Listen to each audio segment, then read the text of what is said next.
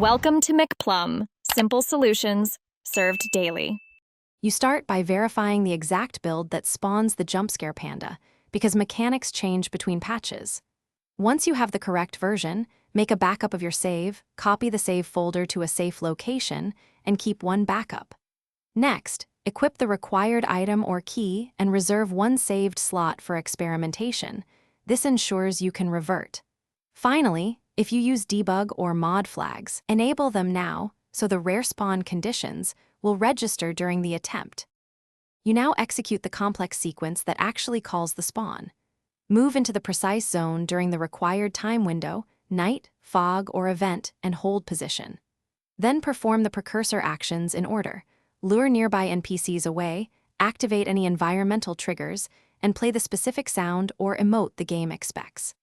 Keep an eye on spawn indicators like a subtle audio cue, HUD blink, and nearby enemy despawn timers, because timing those signals is why the panda appears. You finish by performing the final trigger precisely. Press the interaction key, drop the required item, or start the cutscene that seals the spawn. After triggering, hold still and watch for the jump scare window. Do not move or attack until confirmed.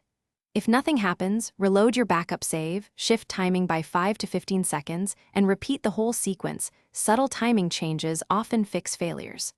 Also inspect mods, conflict logs, and disable overlays, because they commonly block rare spawn mechanics. Thanks for watching. Stay juicy and subscribe.